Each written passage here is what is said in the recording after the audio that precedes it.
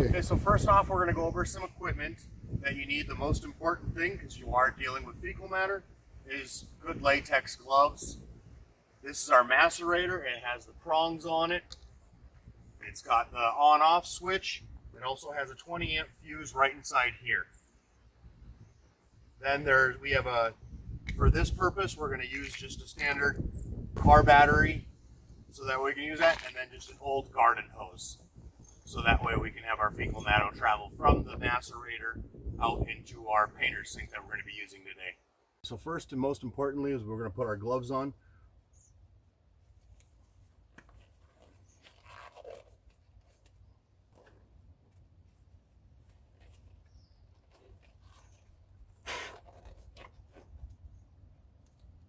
Okay, now we're going to mess with our macerator here. This is the macerator, connects to a 12-volt car battery. Okay, it just simply connects. Now what I have discovered is you want this end to be going at a downward angle. Here's our garden hose that I've already run off camera. We're going to be connecting that right here.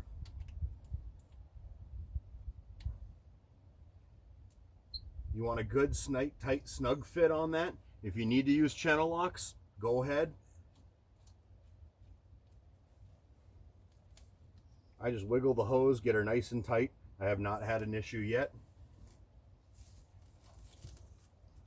Sort through this here. Okay, just in case if I have to explain, negative to negative, black to negative, red to positive.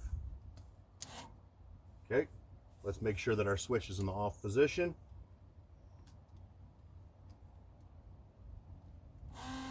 Okay, but first we're going to go and double check the other end of our hose, the dumb end, to make sure that that's good on the painter sink.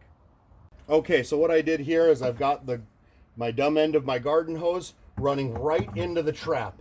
I've got some rope right here to secure the hose just in case it doesn't wiggle out. I'm going to go ahead and run a little bit of water in there just to fill that trap. You don't really necessarily need to, but definitely after you're done, you want to do that. Okay, so now that we verified our dumb end of our garden hose, we're going to go ahead and open the valve here. This is the knife valve on the camper. Pulling it open, I've got this little thing here so that way I can see that yes, we have liquid coming in, and we're going to go ahead and turn it on. Our motor starts to run, and if you zoom in a little bit, you can see that some of our toilet papers and stuff is starting to go through there.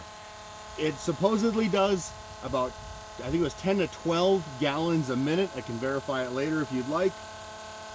But now we're going to go to the dumb end just to see how that's looking, leaving this running. So now we're at the dumb end of our garden hose.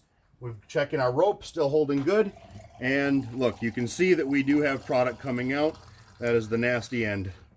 Okay, so our tank is completely empty. We're having just a couple little drip I can see from our sight glass here.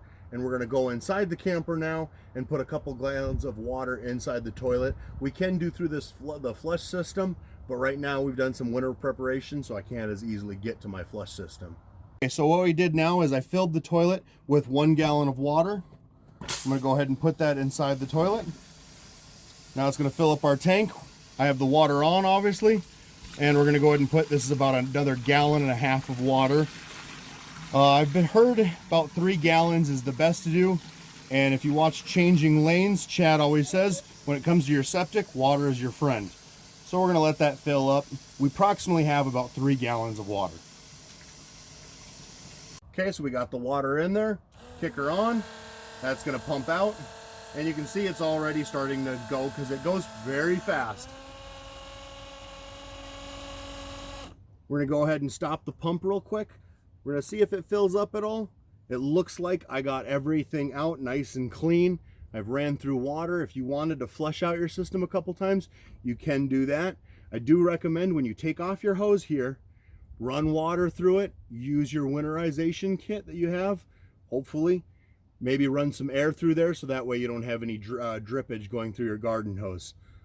The last step we're going to do is we're going to go inside the camper, add a little bit of antifreeze into the toilet, so that way we don't have any freezes going on here. If you're in summertime conditions, you definitely don't want to have to worry about that. Okay, I apologize, the compressor is running, but now being that I had my one end the male end running into the painter's sink, I grabbed a washer hose as an idea my father had, and then using one of these little air chucks you can pick up at any camping store or whatever. I know Camco makes them, you can get on Amazon. But use that, hook that onto my dumb end here, blow out air, and now at the other end I've got a bucket over there so that way everything is getting blown out. The whole reason I'm doing this is that way I don't need to coil up this hose. I can let it sit, and that way once a week while I'm mooch docking here at my parents' house, I can leave this hose out and not worry about it freezing.